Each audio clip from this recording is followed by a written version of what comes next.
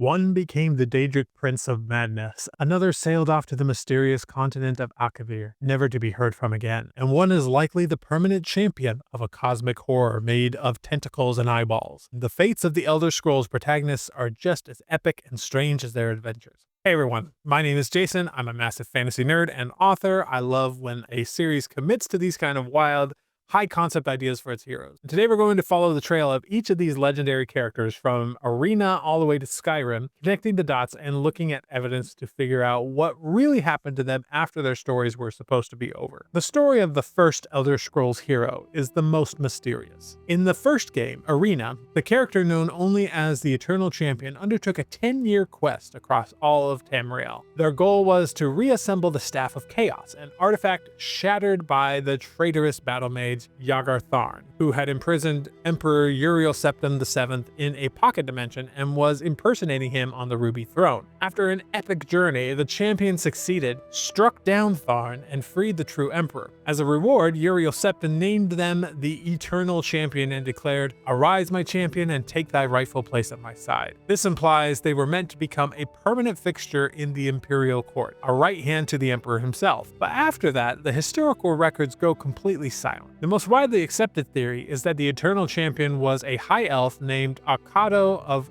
Firsthold. There's some compelling, if circumstantial, evidence for that. In the opening to the next game, Daggerfall, Akado is shown standing right beside, literally at his right hand, just as the champion was promised. Now, after Yagar Tharn's death, Akado was appointed as the new Imperial Battle Mage, a fitting reward for the hero who defeated the previous one. The timeline also fits. The champion was said to be a member of the Imperial Court before their adventure, and Akado was a politician. As a high elf, he also wouldn't have to worry about aging out of the job. And if this theory is true, the champion went on to have a long and storied career, eventually rising to High Chancellor and leading the Empire through the turmoil of the Oblivion Crisis. It's an elegant fate for a hero who otherwise vanishes without a trace. The hero of the second game, known as the Agent, has a far more complicated and mind-bending fate. Sent to the Iliac Bay, Agent became entangled in a political web involving multiple kingdoms and dark forces, all fighting over an ancient Dwemer superweapon, the Numidium. Daggerfall famously had 7 different endings, where the Agent could give control of the Numidium to any one of the major factions. To make all of these endings canon, Bethesda introduced a concept called a Dragon Break, essentially time shatter. For a brief period, linear cause and effect ceased to exist in the Iliac Bay, and all 7 contradictory outcomes happened at once. When time snapped back into place, the political map of the region was violently redrawn, but the Agent was gone. An in-game book, The Warp in the West, states that contact with the Imperial Agent was lost almost immediately. Their fate became a paradox. Did they die? Did they serve the Empire? Did they betray it? The answer is yes to all of it, all at once. Some scholars in the lore believe the Agent may have been erased from existence entirely, their identity shredded by the temporal chaos they unleashed. Others suggest they were duplicated, with multiple versions of them living out different timelines that all somehow coexist. While their true fate is a sort of metaphysical knot, fans have put forward a couple of legacy theories. One is that the Agent was Caius Casatus, the grizzled spymaster from Morrowind. Serving as the Blade's Grand Spymaster would be a fitting post for a proven Imperial operative, and the timelines match up. Another possibility is that they were Joffrey, the Grand Master of the Blades from Oblivion. Entrusting a former secret agent from the protection of the Emperor's hidden lair, Martin Sempton makes a lot of sense. But unlike other heroes, the Agent's story isn't just one of a disappearance. It's a story of metaphysical disillusion, a hero absorbed into a paradox of his own making. Now, between Daggerfall and Morrowind, Bethesda released 2 smaller-scale spin-offs, each with its own protagonist. The first was Battlespire, where the players take on the role of an apprentice mage arriving at the Imperial Battle Mage Academy, a fortress floating in Oblivion, only to find it's overrun by the Daedric legions of Mehrunes Dagon. Unlike the mainline games, this hero has a canonical identity. If you played as a female character, you were Vatasha Trenel. If you played as a male, you were Josian Cade. Though the apprentice successfully banished Dagon's forces and escaped back to Tamriel, their fate afterward is completely unknown. They simply vanish from the story.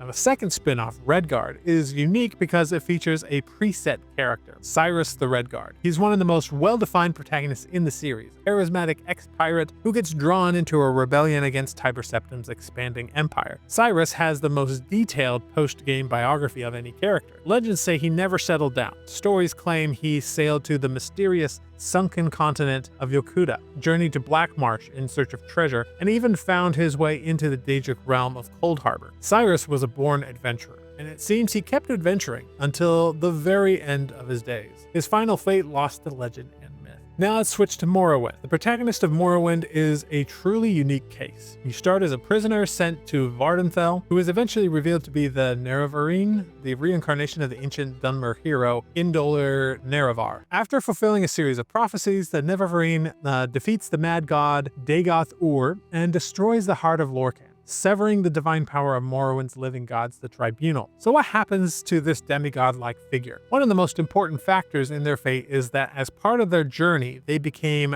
immune to both diseases and aging, thanks to the divine nature of the corporous blight they contracted and were cured of. Prophecy itself, neither blight nor age can harm him. The Nerevarine is effectively immortal. You can't just have an immortal superhuman hanging around while the next world-ending crisis hits. So Bethesda had to write them out of the story. In the next game, Oblivion, you can overhear rumors that the Nerevarine left Morrowind on an expedition to the mysterious snake-ruled continent of Akavir and was never heard from again. This serves a perfect narrative purpose. It gets an absurdly powerful character off the board so the next hero can shine. It also sets up intriguing future possibilities. If Bethesda ever sets a game in Akavir, the Nerevarine provides a familiar link for players. But for now, their journey across the sea remains one of Tamriel's greatest unsolved mystery. Did they go to fight a new threat? Were they seeking knowledge? Or were they simply continuing the endless journey of a hero who could never truly die? By the way, I'm able to make these videos without any sponsors, ad reads in the middle, or affiliate links because this channel is entirely self-funded. But I do have something you might be interested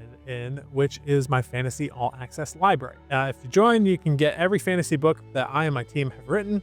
They all take place in a giant shared universe where all of history's myths and legends are real, and I think you'll really enjoy it. It's how we keep the channel going, keep the lights on, and funds my baby's diaper fund. So feel free to check out the link below if that sounds cool to you. The fate of the hero from Oblivion is perhaps the wildest, but also the most confirmed. This protagonist starts as another anonymous prisoner who just happens to be in the cell next to Emperor Uriel Septim VII's moments before his assassination. This hero, who would become known as the Hero of Kvatch and the Champion of Cyrodiil, helps find the Emperor's last heir, Martin Septim, and leads the fight against the Mehrunes Dagon's invasion of Tamriel. After the main quest, however, a strange door opens in the Niben Bay, leading to the Shivering Isle, the realm of Sheogorath, the Daedric Prince of Madness. The hero enters and becomes embroiled in Sheogorath's cosmic struggle. It's revealed that Sheogorath is actually Yggdrasil, the Daedric Prince of Order. Long ago, the other princes grew so fearful of Yggdrasil's power that they cursed him to live as his polar opposite, the Prince of Madness. At the end of every era, the curse briefly lifts, and as Yggdrasil, he destroys his own realm in an event called the Grey Mark, only to be turned back into Sheogorath again. The hero of Kvatch was brought to the Isles to break this cycle. They take on the mantle of Sheogorath, defeat Yggdrasil in single combat, and free him from the curse. In doing so, the hero of Kvatch becomes the new Sheogorath. This is a metaphysical process known as mantling, where a mortal acts so much like a divine being that the universe can no longer tell the difference, and